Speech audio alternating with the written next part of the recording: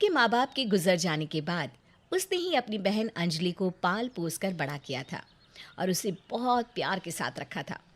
सुमित की शादी जब नैना के साथ हुई, तो कुछ ही टाइम में वो भी समझ गई कि सुमित इस दुनिया में अगर सबसे ज़्यादा किसी से प्यार करता था, तो वो सिर्फ अंजलि है।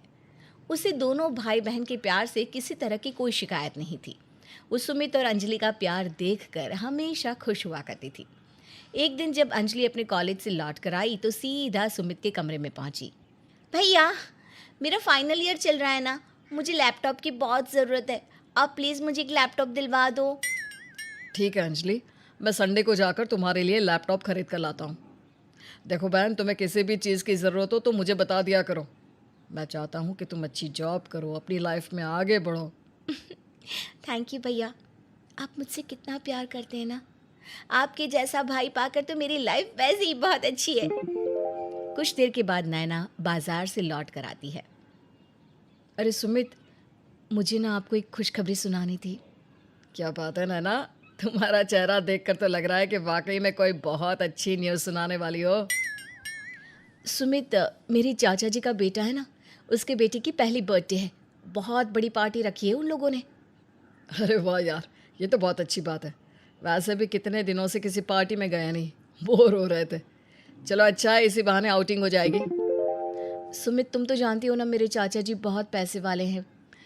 उनके यहाँ पर पार्टी में बहुत बड़े बड़े लोग आने वाले हैं। हाँ नैना, जानता हूँ, लेकिन इसमें परेशान होने वाली क्या बात है। अच्छा है ना, पैसे वाले लोग हैं, पार्टी भी अच्छी होगी। सुमित, मैं ये कह रही थी कि मुझे एक छोटा सा नेकलेस दिलवा दो ना। देखो, मेरे पास ना डायमंड की कोई ज्वेलरी नहीं है, और जो साड़ी मैं पहनने का प्लान बना रही हूँ उस पर तो सिर्फ डायमंड की ज्वेलरी ही अच्छी लगेगी। नैना, बात तुम्हारी सही है, लेकिन वो क्या है ना यार, इस महीने का थोड़ा बजट का प्रॉब्लम है। अच्छा जी, क्या प्रॉब्लम है? क्या आपको भी अपने लिए कुछ खरीदना है? अगर ऐसी बात है तो ठीक है। नहीं नहीं नैना, बात ये नहीं है। वो क्या है ना, अंजलि को एक लैपटॉप चाहिए था। अगर मैं उसके लिए लैपटॉप खरीदूंगा तो फिर तुम्हारे लिए ज्वेलरी खरीदना थोड़ा मुश्किल हो जाएगा ना। देखिए, अगर अंजलि का लैपटॉप अर्जेंट नहीं है तो आप प्लीज़ मुझे ज्वेलरी दिलवा दो ना। अगले महीने आप उसके लिए लैपटॉप खरीद लेना, मुझे कोई प्रॉब्लम नहीं है। देखो नैना, लैपटॉप उसके लिए अर्जेंट नहीं है, लेकिन फिर भी मैं जानता हूँ कि अगर मैंने उसे अभी नहीं दिलवाया तो वो उदास हो जाएगी, और मैं अपनी बहन को उदास नहीं देख सकता। ठीक है, आप अंजलि को लैपटॉप दिलवा दीजिए। वैसे भी उसकी पढ़ाई लिखाई की चीज़ है, इसमें हमें किसी तरह का कॉम्प्रोमाइज़ नहीं करना चाहिए। कुछ दिनों के बाद अंजलि के कॉलेज में एक पार्टी थी। अंजलि उस पार्टी में जाने के लिए तैयार हो रही थी। उसी वक्त नैना को भी अपनी सहेलियों के साथ किसी पार्टी में जाना था। अंजलि और नैना दोनों अपने अपने कमरे से तैयार होकर बाहर आई। अंजलि ने बहुत शॉर्ट सा ड्रेस पहना हुआ था और नैना ने सिंपल सा जीन्स टॉप। लेकिन अंजलि को छोटे कपड़ों में देखकर नैना को कुछ सही नहीं लगा। अंजलि, ये तुमने किस तरह के कपड़े पहने हैं? ये ड्रेस तो बहुत शॉर्ट है। रात के वक्त ऐसे कपड़े पहनकर पार्टी में जाना मेरे हिसाब से ठीक नहीं है। भाभी, आपने भी तो शादीशुदा होते हुए जीन्स टॉप पहने हुए हैं। जब आप शादी के बाद भी जीन्स पहन सकती है, तो मैं तो अभी कॉलेज में पढ़ती हूँ। मेरे कहने का वो मतलब नहीं था अंजलि। मैं बस तुम्हें समझाना चाहती हूँ कि तुम थोड़ा ठीक ठाक सा ड्रेस पहन सकती हो ना। नैना, अंजलि ठीक ही तो कह रही है। वो एक कॉलेज में पढ़ती है, उसके साथ पढ़ने वाली सारी लड़कियां इसी तरह के कपड़े पहनती होंगी। अरे तुम अपने आप को देखो ना, तुमने भी तो जींस टॉप पहना है। सुमित, यहाँ पर बात कंपैरिजन की नहीं है। मैं अपनी सहेलियों के साथ घर पर पार्टी करने जा रही हूँ। मैंने पूरे कपड़े पहने हैं, मेरी शादी हो चुकी है, और अंजलि अकेले घर से बाहर जा रही है। मुझे ठीक नहीं लगा, इसलिए मैंने बस टोक दिया। तुम जाओ अपनी पार्टी करो, मेरी बहन का जो मन होगा वो करेगी। पता नहीं शादी के बाद कैसा घर मिले। अभी मैं उस पर किसी भी तरह की कोई रोक टोक नहीं लगाना चाहता।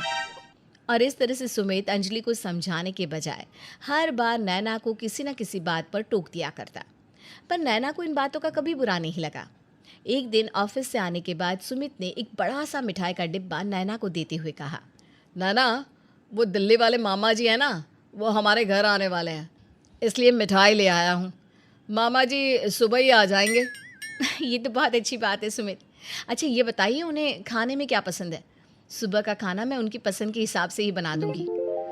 देखो नैना, खाने का तो मुझे नहीं पता, लेकिन अंजलि से बहुत प्यार करते हैं मामा जी। इसलिए जो भी बनाओ अंजलि की पसंद का भी होना चाहिए। अंजलि की पसंद का खाना तो मैं रोज़ बनाती हूँ सुमित, लेकिन आज मामा जी के लिए कुछ स्पेशल बनाती हूँ ना। अरे मामा जी इस उम्र में कौन सा बहुत खाने वाले हैं। अगर मेरी अंजलि खुश तो दुनिया खुश। ठीक है सुमित, जैसा आप कहते हैं वैसा ही करूँगी मैं। अगले दिन सुबह के वक्त। अरे बेटा स्मित, नैना बहू, कैसे हो तुम लोग? अंजलि कहीं नजर नहीं आ रही बेटा। नमस्ते मामा जी। वो कहना अंजलि कॉलेज गई है, लेकिन दोपहर तक वापस आ जाएगी। आपके आने की खबर सुनकर बहुत खुश थी। हाँ मामा जी, आप तो जानती हैं कि वो कितना क्लोज है आपसे। मुझे भी मेरी अंजलि बिटिया बहुत प्यारी है। जब से मेरी बहन इस दुनिया को छोड़ कर गई, तब से अंजलि के अंदर ही मुझे अपनी बहन नज़र आती है। मेरी तो आंखें तरस रही है अपनी बेटी से मिलने के लिए। ज़्यादा इंतज़ार नहीं करना पड़ेगा आपको, खाने के वक्त से पहले आ ही जाएगी आपकी प्यारी बेटी। दोपहर के वक्त तक अंजलि कॉलेज से लौटकर आ जाती है। मामा जी कैसे हैं आप? देखिए आपके लिए मैं कॉलेज अधूरा छोड़कर भाग कर आ गई। आपसे मिलने के लिए बहुत उत्सुक थी मैं। मेरी बेटी कितनी बड़ी हो गई हो और कितनी सुंदर भी। और ये कपड़े तो तुम पर बहुत जचते हैं। रानी बिटिया यहाँ आओ, मेरे पास बैठो। ये बताओ कोई परेशानी तो नहीं है ना? परेशानी क्यों होगी? सुमित भैया मुझसे इतना प्यार करते हैं, बहुत ख्याल रखते हैं मेरा। और नैना बहू, मेरा मतलब तुम्हारी भाभी, वो तुम्हारा ख्याल रखती है या नहीं? अब क्या बताऊँ आपको, मम्मी पापा होते तो बात ही कुछ और थी। वो भाभी है मेरी, लेकिन ठीक ही है। अब क्या कह सकती हूँ उसके बारे में। अरे नहीं नहीं बेटा, तुम्हारे मम्मी पापा नहीं हुए तो क्या हुआ? तुम हमारे लिए हमारी सगी बेटी हो। बताओ क्या किया नैना बहू ने? ऐसा तो कुछ किया नहीं है मामा जी, लेकिन हर बात पर मुझे टोकती रहती है। मेरे कपड़ों पर, खाने पीने की चीज़ों पर, यहाँ तक कि भैया अगर मेरे लिए कुछ खरीद कर लाना चाहते हैं तो उस पर भी प्रॉब्लम क्रिएट कर देती है। नैना को देखकर ऐसा लगता तो नहीं है, लेकिन अगर ऐसी बात है तो मैं उसे समझाऊंगा। नैना उस वक्त वहाँ पर नहीं थी। कुछ देर के बाद जब वो मामा जी सुमित और अंजलि के लिए खाना लगा देती है और सब लोग खाना खाने लगते हैं। अरे क्या बात है बहू, तुमने तो पालक पनीर भी बनाया है। हमारी पसंद का बहुत ख्याल रखा है। घर के बाकी लोगों का भी ख्याल रखा करो बेटा। जी बिल्कुल मामा जी। पर मैं आपकी बात समझी नहीं। घर में तो सिर्फ सुमित और अंजलि है और मैं उन दोनों का अच्छे से ख्याल रखती हूँ। अब बहू कहने से क्या होता है, हम अच्छी तरह से देख सकते हैं ना। क्या भाभी, आपने मेरी चॉइस की कोई चीज़ नहीं बनाई। सुबह भैया ने आपसे क्या कहा था? अंजलि तुम्हें पालक पनीर बहुत पसंद है और ये सेवइयाँ वाली खीर, ये दोनों ही स्पेशल तुम्हारे लिए ही तो बनाई है मैंने। लेकिन भाभी आप जानती हैं ना, आजकल मैं मीठा अवॉइड करती हूँ और पालक पनीर तो मैंने कब से खाना छोड़ दिया है। मुझे माफ़ कर दो अंजलि, मुझे लगा ये सब तुम्हें पसंद है इसलिए। देखो बहू, तुम्हारे सास ससुर नहीं है और अंजलि तुम्हारी ननद है। तुम्हें उसका अच्छे से ख्याल रखना चाहिए। तुम्हारे और सुमित के अलावा उसका इस दुनिया में है ही कौन? मामा जी ऐसी बात नहीं है, नैना बहुत अच्छे से सबका ख्याल रखती है। अभी आप खाना खाइए, हम इस बारे में बाद में बात करते हैं। मामा जी के जाने के बाद सुमित ने अंजलि को अकेले में बुलाकर उससे पूछा, क्या बात है अंजलि, तुमने मामा जी से ऐसा क्यों कहा कि नैना तुम्हारा ख्याल नहीं रखती? भैया आप तो हमेशा भाभी का साथ देते हैं। अब देखिए ना, मुझे लैपटॉप चाहिए था तो भाभी ने अपनी ज्वेलरी वाली फरमाइश आपके सामने रख दी। मैं कोई भी कपड़े पहनकर घर से बाहर जाती हूँ तो उसमें भी उनको प्रॉब्लम होती है। ऐसी बात नहीं है अंजलि, तुम गलत समझ रही हो। नैना तुमसे बहुत प्यार करती है। अगर मैं तुम्हारा भाई हूँ तो वो तुम्हारी भाभी। तुम्हें इस तरह किसी के सामने उसकी शिकायत नहीं करनी चाहिए थी। अरे मामा जी हमारे घर के हैं, मैंने कौन से पड़ोसियों से जाकर भाभी की शिकायत कर दी। भैया आप तो कम से कम मुझसे इस तरह से बात मत कीजिए। अच्छा ठीक है अंजलि, देखो तुम मेरी छोटी बहन हो और मैं तुमसे बहुत प्यार करता हूँ। मैं बस ये चाहता हूँ कि तुम आगे से कभी ऐसी कोई गलती ना करो। ठीक है भैया, ध्यान रखूंगी। कुछ दिनों के बाद अंजलि सुमित और नैना के कमरे में आती है। वो उनसे कोई बात करना चाहती थी, लेकिन उसके चेहरे से लग रहा था जिससे शायद वो बात कह नहीं पा रही थी। क्या बात है अंजलि, इतनी परेशान क्यों लग रही हो? आपने भैया भाभी को नहीं बताओगी क्या? वो बात नहीं है भाभी, बात ही कुछ ऐसी है कि समझ में नहीं आ रहा आपसे कैसे कहूँ। क्या हुआ अंजलि? क्या बात है? कोई परेशानी है क्या? नहीं भैया, वो बात यह है भैया कि मेरी कॉलेज में एक राहुल नाम का लड़का पढ़ता है। वो मुझे बहुत पसंद है और मैं उससे शादी करना चाहती हूँ। अरे तो इसमें परेशान होने वाली क्या बात है। लेकिन बस इतना ज़रूर कहूँगी कि एक बार पहले हम राहुल से मिलना चाहते हैं। तुम्हारी भाभी ठीक कह रही है अंजलि, उस लड़के से एक बार तुम हमें मिलवाओ। अगर लगेगा कि वो तुम्हारे लायक है तो हम ज़रूर तुम्हारी शादी उससे करवा देंगे। अरे भैया, लायक की तो बात ही मत करिए। बहुत पैसे वाले घर का लड़का है और देखने में भी बहुत स्मार्ट है। आपको एक ही बार में पसंद आ जाएगा। देखो अंजलि, ऐसा ज़रूरी नहीं कि जो लड़का बहुत पैसे वाले घर से हो वो खुद भी बहुत अच्छा हो। इसलिए मैं बस इतना ही कहूँगी कि एक बार तुम हम लोगों को उससे मिलवा दो। ओहो भाभी, आपको ना हर बात में नखरे दिखाने की आदत है। आपको कोई चीज़ ऐसे ही पसंद आती कहाँ है? ऐसी बात नहीं है अंजलि, मैंने तुम्हें पहले भी समझाने की कोशिश की थी कि नैना तुम्हारे अच्छे के लिए कह रही है। ठीक है, अगर ऐसी बात है तो मैं कल ही राहुल को लेकर घर आती हूँ। अगले दिन शाम के वक्त, भैया ये राहुल है, हम दोनों एक दूसरे को बहुत पसंद करते हैं। बताओ राहुल, तुम्हारी आने वाली ज़िंदगी को लेकर तुम्हारे क्या प्लान हैं? तुम कहीं जॉब करते हो या फिर अपने पापा का बिजनेस संभालने वाले हो? अभी इस बारे में मैंने कुछ सोचा नहीं है। जो होगा देखा जाएगा। लेकिन इस तरह से ज़िंदगी नहीं चलती। शादी के लिए तुम्हारा सेटल होना बहुत ज़रूरी है। ओहो भाभी, आप भी ना हर चीज़ में नखरे लगाती हो। राहुल कह रहा है ना वो कुछ ना कुछ कर लेगा, और वैसे भी उसे पैसों की कोई कमी तो है नहीं। देखो अंजलि, बात को समझने की कोशिश करो। इससे पहले कि हम तुम्हारी शादी की बात राहुल के साथ फाइनल करें, उसका खुद का कोई काम शुरू करना बहुत ज़रूरी है। अंजलि, तुमने मेरी इंसल्ट करने के लिए यहाँ बुलाया था क्या? अगर तुम्हें पता था कि तुम्हारी भाभी मुझे पसंद नहीं करने वाली है तो मुझे बुलाने की क्या ज़रूरत थी? ऐसी कोई बात नहीं है राहुल, मेरी बात समझने की कोशिश करो। तुम खुद ही देख लो अंजलि, ये किस तरह से बात कर रहा है। हमने इसकी कोई इंसल्ट नहीं की है। अगर हम इसे सही बात समझाने की कोशिश कर रहे हैं तो इसे सुननी चाहिए। अगर इसका बिहेवियर अभी ऐसा है तो सोचो शादी के बाद कैसा होगा। नैना ठीक कह रही है अंजलि, तुम बात समझने की कोशिश करो।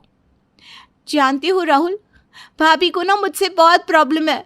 वो तो बस चाहती हैं कि किसी गरीब घर में मेरी शादी हो जाए ताकि उनको ज़्यादा पैसे खर्च ना करने पड़े, और भैया का सारा पैसा सिर्फ उनको मज़े उड़ाने के लिए मिल जाए। ये तुम किस तरह से बात कर रही हो अंजलि? नैना तुम्हारी भाभी है और किसी बाहर वाले के सामने इस तरह से बात करना अच्छी बात नहीं है। वो बाहर वाला नहीं है भैया, मैं उससे शादी करने वाली हूँ। तुम्हारी फैमिली में इतनी सारी प्रॉब्लम्स है, अगर मुझे पता होता तो मैं यहाँ कभी नहीं आता। फैमिली में कोई प्रॉब्लम नहीं है, प्रॉब्लम बस भाभी के साथ है। वो तो मुझे इस घर से निकलवाना चाहती है। इतना अच्छा लड़का मुझे कैसे मिल गया, इस बात से उन्हें बहुत प्रॉब्लम हो रही होगी। कुछ देर के बाद राहुल वहाँ से चला जाता है, लेकिन अंजलि का बिहेवियर सुमित को बिल्कुल भी अच्छा नहीं लगता। उसे इस बात से बहुत तकलीफ होती है कि उसकी छोटी बहन नैना उसके बारे में ऐसा ख्याल अपने दिमाग में रखती है। सुमित अंजलि को समझाने की बहुत कोशिश करता है, लेकिन उस दिन के बाद अंजलि नैना से बात तक करना बंद कर देती है और उसे हर बात में परेशान करना शुरू कर देती है। इस तरह कुछ दिन बीत जाते हैं और लगभग 4-5 दिन के बाद एक दिन सुमित घर आता है और अपना मोबाइल ऑन करके उसकी स्क्रीन पर कुछ फोटोज अंजलि को दिखाते हुए कहता है, तुम्हें कुछ दिखाना चाहता हूँ अंजलि, ज़रा देखो तो मेरे फ़ोन में क्या है। मेरा कुछ भी देखने का मूड नहीं है भैया।